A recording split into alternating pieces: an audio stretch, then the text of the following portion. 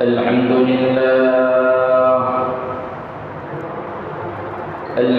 لله الذي بيده وتصريف الأحوال وتخفيف الأثقال، والصلاة والسلام على سيد الهادين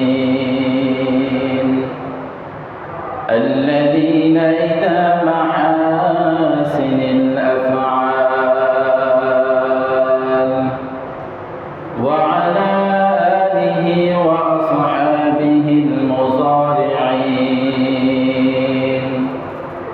له في الصفات والأعمال. ونشهد أن لا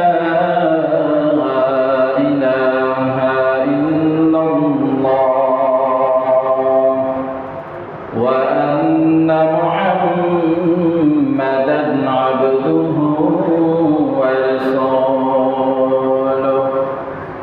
ونشهد أن سيدنا وحبيبنا ومولانا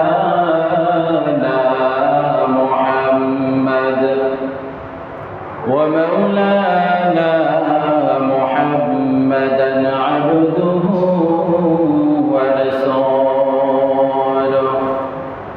أما بعد، فأعوذ بالله من الشيطان الرجيم.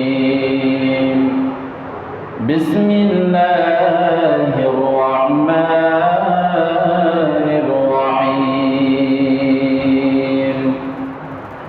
ربنا إني أسكنت من ذريتي بواد غير ذي ذرع عند بيتك المحرم ربنا ليقيموا الصلاة فاجعل أفئدة من الناس تهوي إليهم وارزقهم من الثمرات لعلهم يشكرون. وقال الله تعالى في كلامه المجيد: ولقد جاءت رسلنا إبراهيم بالبشرى قالوا سلاما قال سلام فما لبث أن جاء بعجل حنيذ. وقال رسول الله صلى الله عليه وسلم: إذا أراد الله بقوم خيرا إهدى إليهم هدية. قالوا وما تلك الهدية يا رسول الله؟ قال الضيف يقول برزقه ويرزق ويرحل وقد غفر لأهل المنزل، أو كما قال عليه الصلاة والسلام. وقال الله تعالى: إن الله وملائكته يصلون على النبي يا أيها الذين آمنوا صلوا عليه وسلموا تسليما. اللهم صل على محمد وعلى آل محمد كما صليت على إبراهيم وعلى آل إبراهيم إنك حميد مجيد. اللهم صل على محمد وعلى آل محمد كما صليت على إبراهيم وعلى آل إبراهيم إنك حميد مجيد. بلغ العلا بكماله كشف الدجى بجماله حسنت جميع خصاله صلوا عليه وآله بلغ العلا بكماله كشف الدجى بجماله حسنت جميع خصاله صلوا عليه وآله لا إله إلا الله لا إله إلا الله لا إله إلا الله لا إله إلا الله لا إله إلا الله لا إله إلا الله لا إله إلا الله لا إله إلا الله لا إله إلا الله محمد رسول الله صلى الله عليه وسلم معزز محترم সম্মানিত মুসল্লিয়ানে কেরাম আল্লাহ রাব্বুল আলামিনের আজিশান দরবার লাখ কোটি শুকর লাখ কোটি সুজুদ যে মহান রব্বুল আলামিন পবিত্র জুমার দিন সপ্তাহের ভিতরে শ্রেষ্ঠ দামি দিন আল্লাহ রাব্বুল আলামিন আমাদেরকে মসজিদে আসার তৌফিক দিয়েছেন এজন্য আমরা সকলে শুকরিয়া আদায় করি আলহামদুলিল্লাহ। সম্মানিত হাজিরিন, আজকে জিলহজ মাসের কয় তারিখ আমাদের জানা আছে?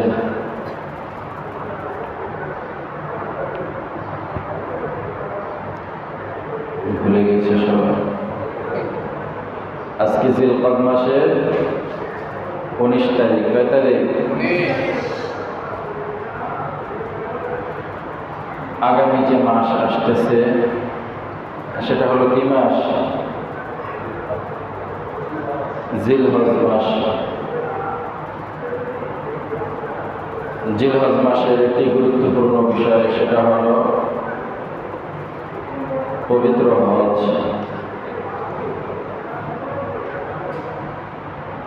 আল্লাহ রাব্বুল আলামিন এই হজ সমর্থবান ব্যক্তিদের জন্য ফরজ করেছেন। আল্লাহ রাব্বুল আলামিন আমাদেরকে হজ বাইতুল্লাহ করার তৌফিক দান করুন, সকলে বলুন আমিন। সম্মানিত হাজির, আলোচনা চলতেছিল কোন বিষয় নিয়ে আমাদের স্মরণ আছে?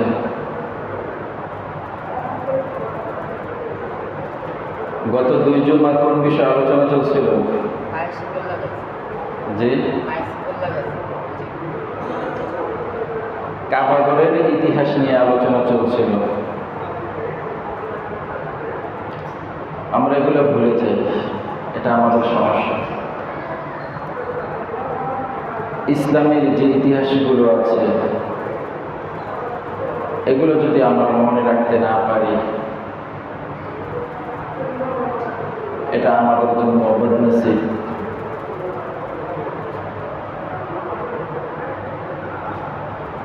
এই ইতিহাসগুলো ইয়াহুদি, খ্রিস্টান, বেদিন যারা আছে তারা স্মরণ রাখবে না মুসলমান যারা আছে তারা স্মরণ রাখবে?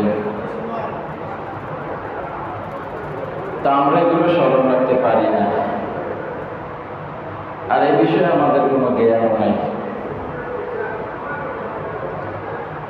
আমরা বিভিন্ন সময় দেখা যায় 2 জন 3 জন একা একা বসে থাকি, আমাদের কোনো কাজকর্ম থাকে না। আমরা যদি এই ইতিহাসগুলো নিয়ে আলোচনা করি, এই বিষয়গুলো নিয়ে আলোচনা করি, আমরা যেহেতু জানি না তাহলে তো আমাদের আলোচনা করা অবশ্যই কর্তব্য। আমরা দেখা যায় 2-3 জন একত্রে বসলেই শুরু হয়ে যায় দুনিয়াতে যত আলোচনা, এই জন্য আমাদের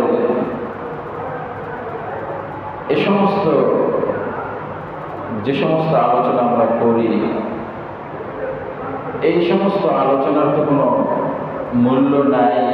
তারপরে দেখা যায় অনেক সময় আমরা গীবাত শিখে, পরনিন্দা, তুহমত, অপবাদ এগুলোর ভিতরে লিপ্ত হয়ে যায়। যে সমস্ত বিষয়গুলো ইসলামের ভিতরে কঠোরভাবে নিষেধ করা হয়েছে, আমরা সময় পেলে সেই সমস্ত বিষয় নিয়ে আলোচনা করি। তো এই সমস্ত বিষয়গুলো থেকে আমাদের বেরিয়ে আসতে হবে। আল্লাহ রাব্বুল আলামিন আমাদেরকে তৌফিক দান করুন, সকলে বলুন আমিন। তো আলোচনা চলছিল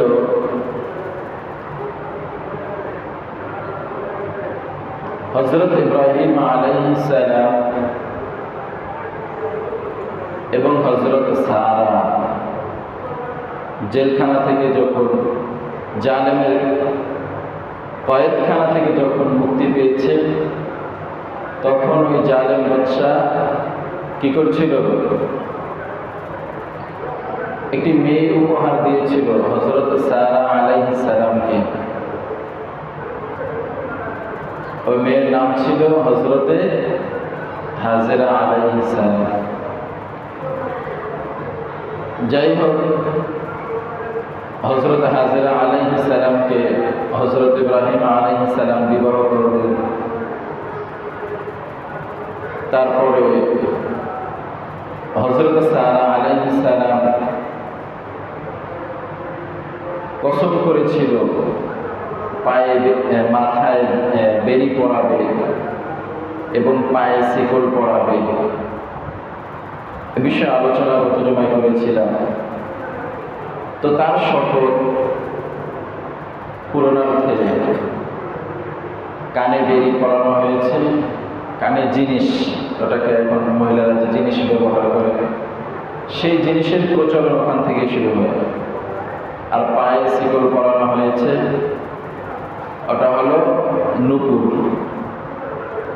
যাই হোক, তো বিবাহ শাদী হয়ে গেল।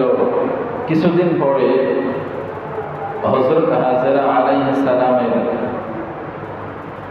একটি পুত্র সন্তান হয়।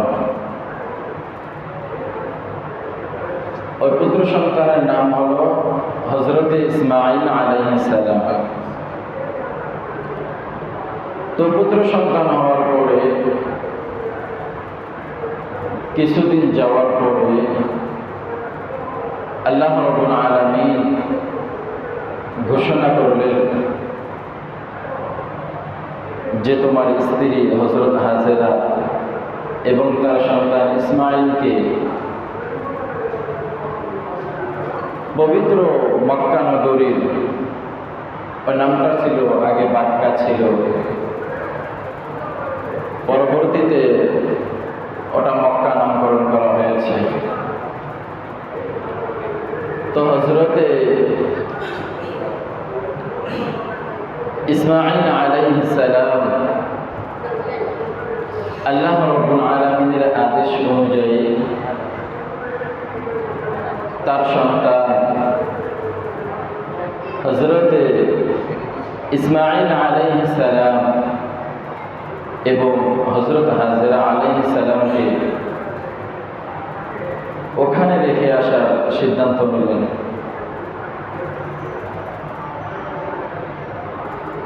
আল্লাহ রাব্বুল আলামিন বলে দিলেন, ও ইব্রাহিম, তোমার স্ত্রী এবং তোমার ছেলে ওনাদেরকে যখন ওখানে রেখে আসবা, আসার পথে তুমি কোনো কথা বলবা না। কি বলেছে ভাই? বলছে ওখানে রেখে আসার পরে, আসার পর থেকে, ওখান থেকে রওনা হওয়ার পরে ওনাদের সাথে কথা বলার ব্যাপারে আল্লাহ নিষেধ করেছে। তো হযরত ইব্রাহিম আলাইহিস সালাম ওনাদেরকে রাখলেন। রাখার পরে তিনি যখন চলে আসতে চাইলেন, হযরতে হাজেরা আলাইহিস সালাম দেখে বলেন, স্বামী আমার, আপনি কোথায় যাচ্ছেন? আমাদেরকে দ্বীপের ভিতরে রেখে, যেখানে কোনো গাছপালা, ঘর বাড়ি কিছুই নাই, এখানে আপনি আমাদের দুজনকে একা একা রেখে কোথায় চলে যান? ইব্রাহিম আলাইহিস সালাম ওনাদের সাথে অল্প কিছু খেজুর দিয়েছিলেন আর সামান্য কিছু পানি, এছাড়া আর কিছুই ছিল না। তো হযরত ইব্রাহিম আলাইহিস সালাম কোনো জবাব দেন নাই। দ্বিতীয়বার আবার বলেছেন। তারপর তৃতীয়বার বলার পরে হযরত ইব্রাহিম আলাইহিস সালাম হাত দিয়ে আকাশের দিকে ইশারা করলেন। তখন হযরত হাজেরার বুঝতে বাকি নাই যেটা আল্লাহ রাব্বুল আলামিনের একটা নির্দেশ ছিল। আল্লাহ রাব্বুল আলামিন এখানে রাখার কথা বলেছেন। তো হযরত হাজেরা আলাইহিস সালাম বলেন, এটা যদি আল্লাহ রাব্বুল আলামিনের নির্দেশ হয়ে থাকে, ওই আল্লাহ রাব্বুল আলামিন যিনি আমার গর্ভে হযরত ইসমাঈলকে দান করেছেন, ওই আল্লাহ আমাকে কখনো না খাওয়িয়ে রাখবেন না, আমাকে কখনো কোনো বিপদের ভিতরে ফেলাবেন না। তো হযরত ইব্রাহিম আলাইহিস সালাম এই কথা শোনার পরে হযরত ইব্রাহিম আলাইহিস সালাম দোয়া করলেন। আল্লাহ রাব্বুল আলামিন ওই দোয়া কোরআনের ভিতরে বলে দেন, ربنا إني أسكنت من ذريتي بواد غير ذي زرع عند بيتك المحرم ربنا ليقيموا الصلاة فاجعل أفئدة من الناس تهوي إليهم وارزقهم من الثمرات لعلهم يشكرون হযরত ইব্রাহিম পয়গম্বর আল্লাহ রাব্বুল আলামিনের দরবারে দোয়া করলেন, ও পরওয়ারদিগার, আমার একমাত্র স্ত্রী হযরত হাজেরাকে, আমার কলিজার টুকরো সন্তান হযরত ইসমাঈলকে এখানে রেখে গেলাম। ও দয়ালু, এখানে কোনো গাছপালা, তরুলতা, ঘর বাড়ি কিছুই নাই। ও দয়ালু, আপনি তাদের সকল কিছুর ব্যবস্থা করে নেন।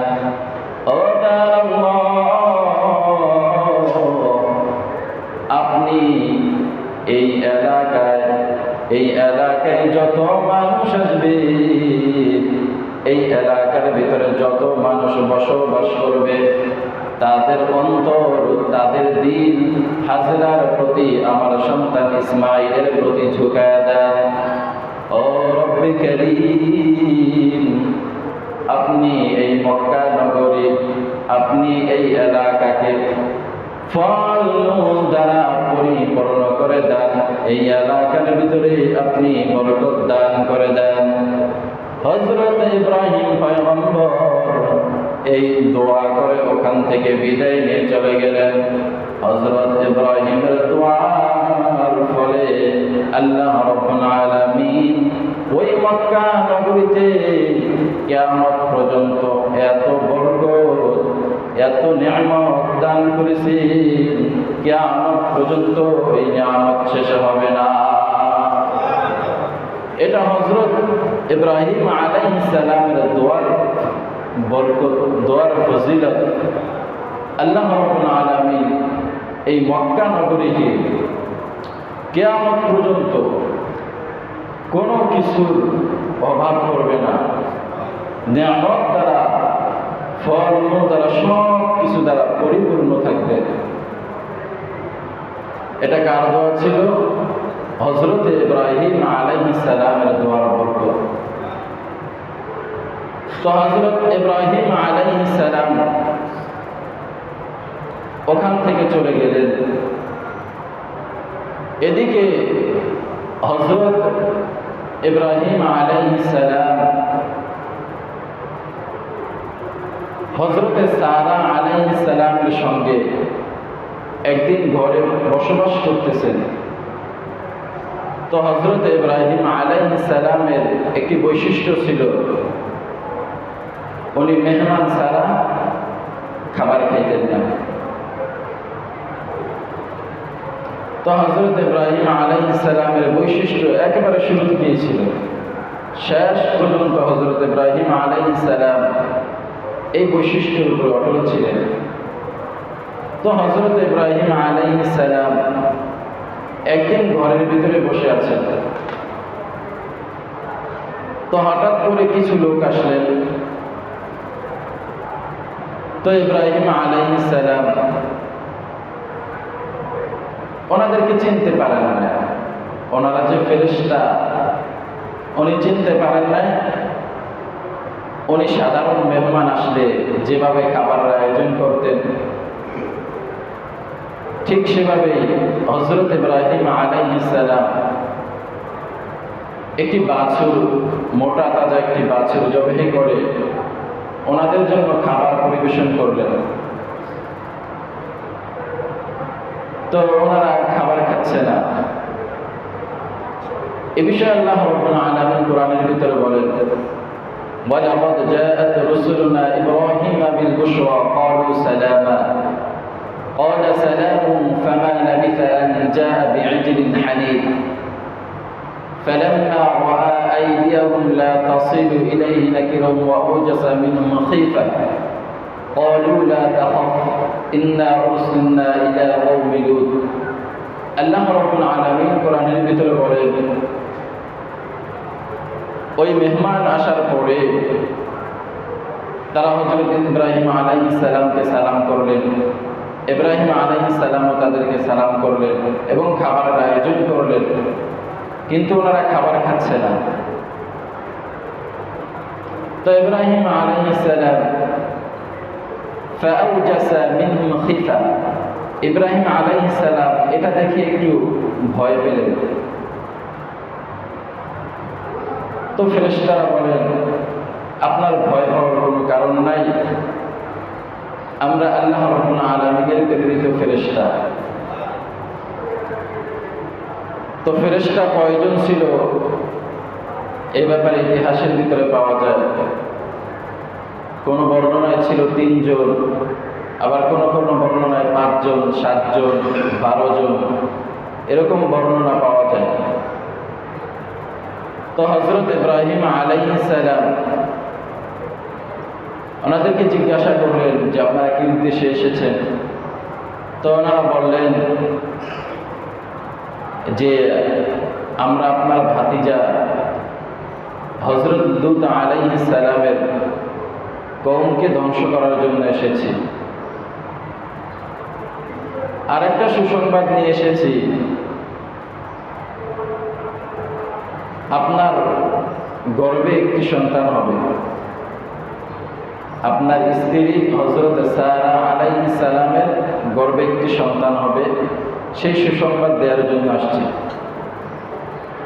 তো হযরত সারা আলাইহিস সালাম ওই সময় ঘরের ভেতরে ছিলেন। তো সারা আলাইহিস সালামের বয়স ওই সময় 90 বছর, 95 বা 100 বছর, এরকম বর্ণনা পাওয়া যায়। তো হযরত সারা আলাইহিস সালাম ঘর থেকে মুখের উপরে থাপ্পড় দিতে দিতে বা বুকের উপরে থাপ্পড় দিতে দিতে আসলেন। আমাদের মা বোনেরা অনেক সময় রাগে বা কষ্টে করে থাকে। তো হযরত সারা আলাইহিস সালাম এভাবে করতে করতে আসলেন। আল্লাহ রাব্বুল আলামিন এই ব্যাপারটাও কোরআনের ভিতরে বলেন, ফাআকবালাত ইমরাআতুহু ফি সাররাতিন ফাসাক্কাত ওয়াজহাহা ওয়া ক্বালাত আজুজুন আকিম।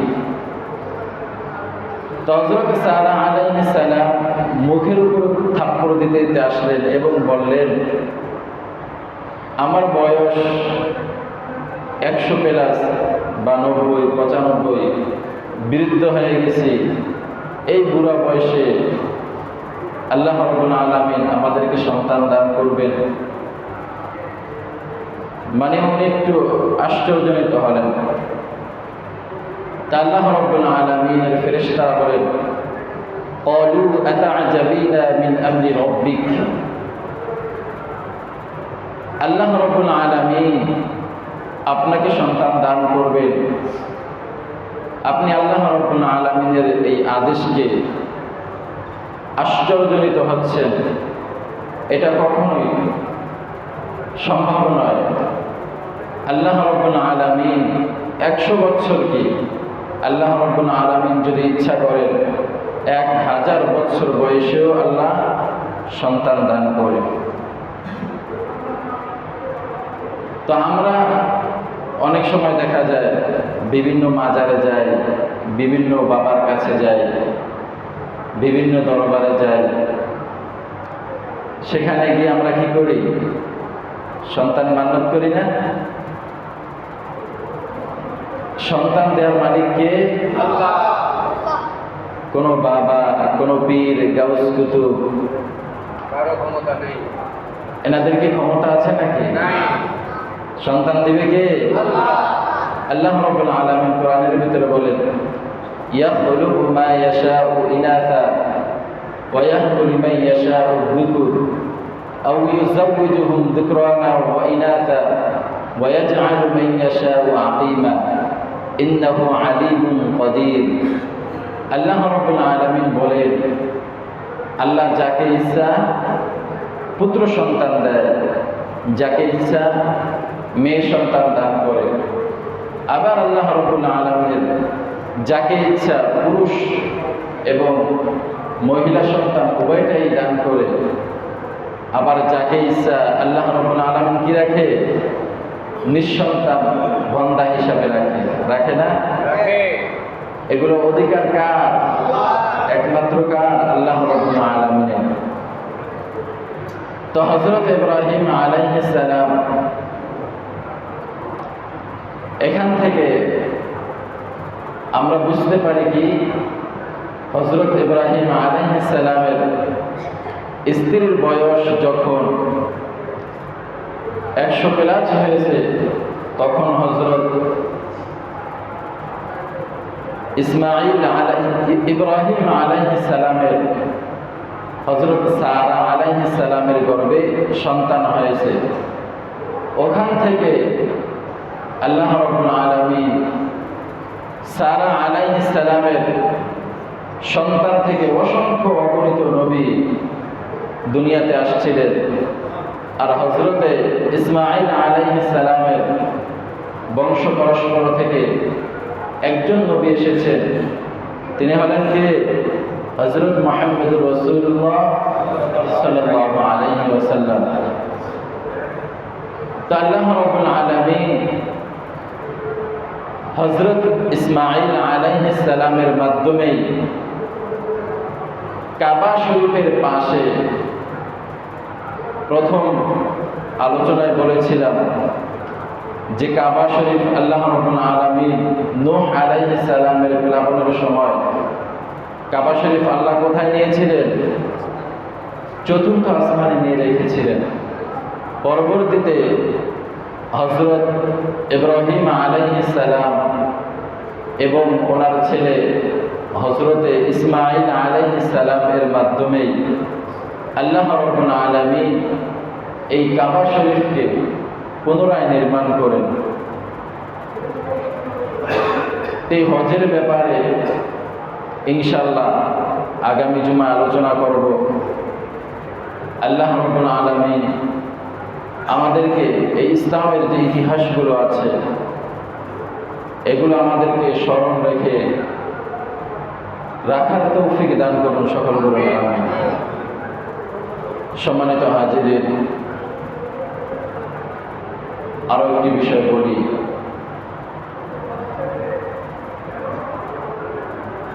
আমাদের এই এলাকার ভিতরে একে একে দুইজন মুরব্বী চলে গেলেন। ওনারা ভিতরে সবচেয়ে বয়স্ক ছিল। তো ওনারা যে চলে গেলেন,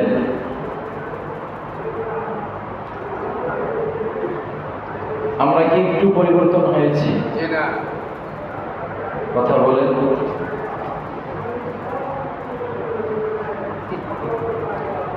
আমরা কতটুকু পরিবর্তন হয়েছি এটা আমরা নিজেরাই জানি। এই যে জাকির ভাইয়ের বাবা, উনি তো সবার আগে চলে গেলেন। এ বেচারা মসজিদে আসতেন, আজান দিতেন, মসজিদের খেদমত করতেন।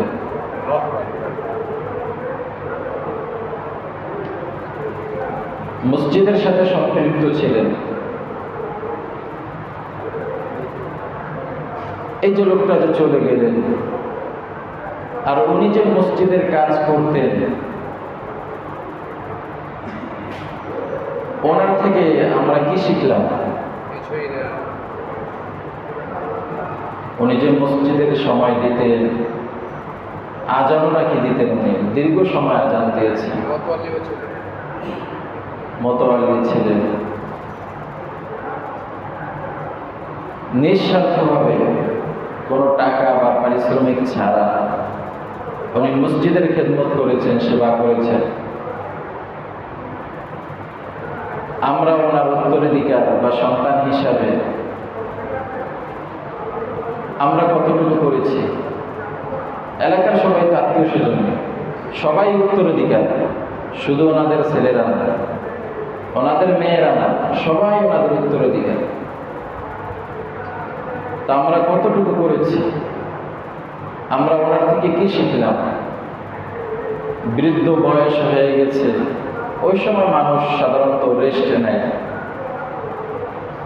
আর উনি এই রেস্টের সময়কে মসজিদের খেদমতের কাজে নিয়োজিত করতেন, নিয়োজিত ছিলেন। এর থেকে অনেক কিছু শিক্ষার আছে, কিন্তু আমরা কিছুই শিখি না, কিছুই শিক্ষা গ্রহণ করি না। উনি যে এত ধন সম্পদ রেখে গিয়েছেন, টাকা পয়সা রেখে গিয়েছেন, আমরা শুধু উত্তরাধিকার হিসাবে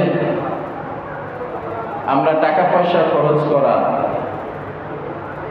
জমি জমা নেয়া, আমরা এগুলো বেশ ভালো বুঝি। কাউকে যদি একটু সম্পদ বা একটু জমি কম দেয়া হয়, ওই সময় শুরু হয় আমার বাবা, আমি বাবাকে অনেক মহব্বত করতাম, অনেক ভালোবাসতাম। কই আপনার ভালোবাসা, আপনার মহব্বত? তারপরে যে শাহাবুদ্দিন কাকার বড় ভাই চলে গেল, সালাউদ্দিন সাহেব, উনিও মসজিদের জন্য অনেক কাজ করছেন, অনেক সেবা করেছেন, অনেক খেদমত করেছেন। বিভিন্ন সময় মসজিদে দান সৎকার করেছেন, পরামর্শ দিয়েছেন। তা আমরা এনাদের থেকে কি শিখলাম বলেন? এজন্য ভাইয়েরা আমার, মানুষ চলে যায়, আমরা আমাদের সবাই চলে যেতে হবে। এখন আমরা যদি এর থেকে কিছু শিক্ষা গ্রহণ না করি, ওনাদের থেকে যদি কিছু না শিখি, তাহলে আমরা কেমন উত্তরাধিকার হইলাম বলেন? কেমন সন্তান হলাম? ওনাদের দু একটা বৈশিষ্ট্য, দু একটা সিফাত যদি আমরা ধরে রাখতে না পারি, এটা আমাদের জন্য খুবই দুঃখের বিষয়। এখনো মসজিদে মুসল্লি পাওয়া যায় না।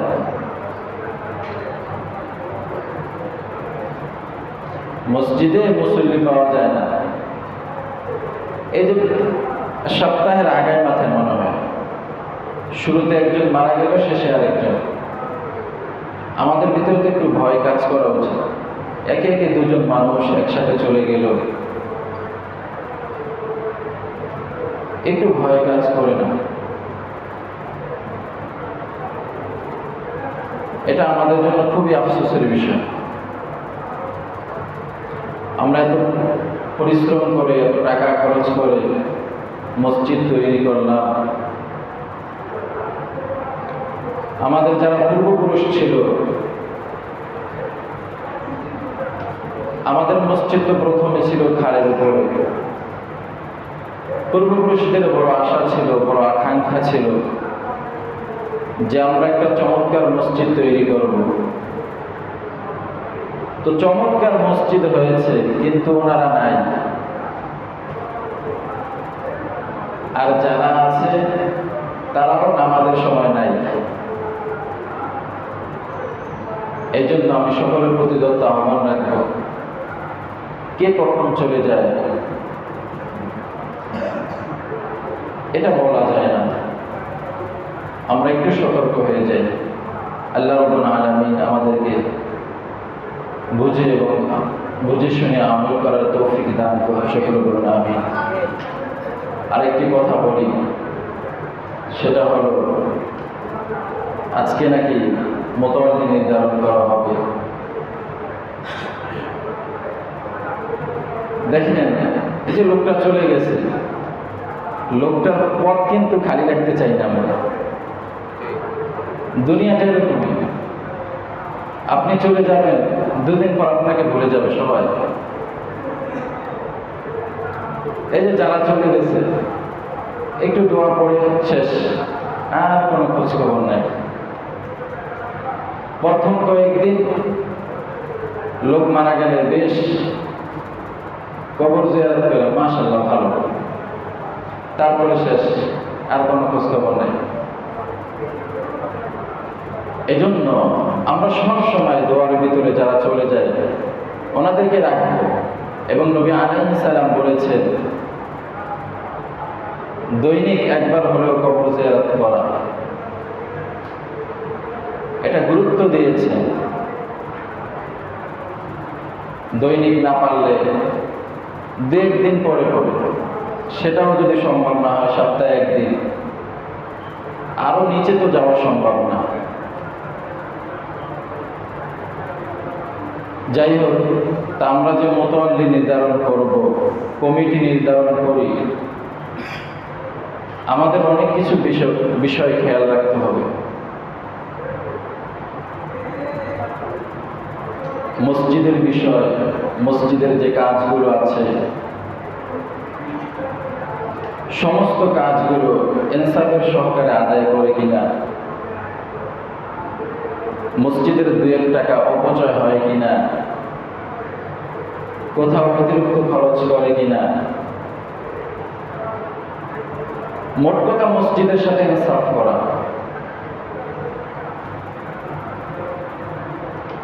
মসজিদের কারেন্ট বিল বকেয়া আছে কিনা, এই সমস্ত বিষয়গুলো খেয়াল রাখা।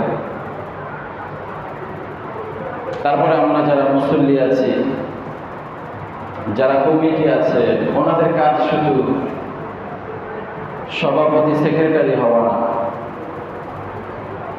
এলাকায় যারা মানুষ আছে, যারা আছে, ওনাদের সাথেও ভালো ব্যবহার করা। ওনারা শুধু মসজিদের কমিটি না, পুরো সমাজের কমিটি।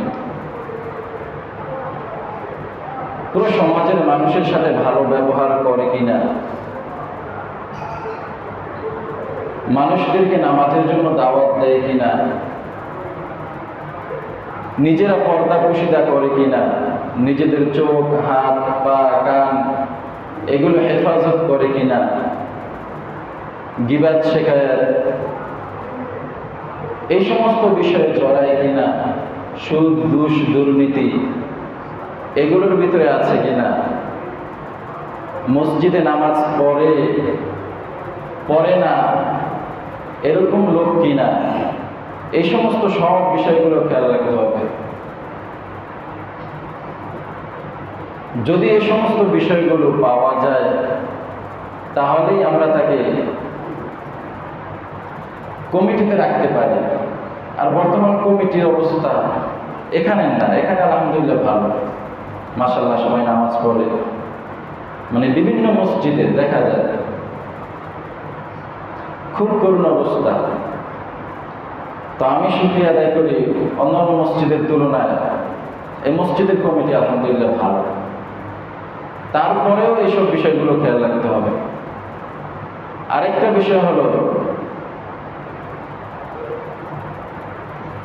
ইনসাফ।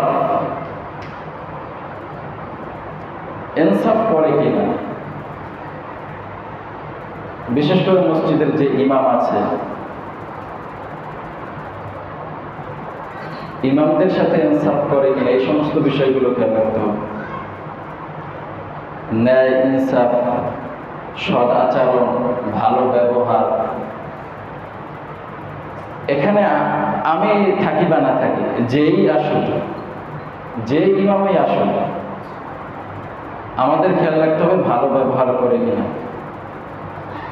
সুন্দর আচরণ করে কিনা, ইমামের সাথে ভদ্রতা এবং ন্যায়নিষ্ঠা আচরণ, মোট কথা ইনসাফ করে কিনা, এ সমস্ত বিষয়গুলো খেয়াল রাখতে হবে। আল্লাহ রাব্বুল আলামিন আমাদেরকে পরিপূর্ণভাবে বুঝে শুনে আমল করার তৌফিক দান করুন। সকলে বলুন আমিন। ওয়া আখিরু দাওয়ানা আলহামদুলিল্লাহি রাব্বিল আলামিন।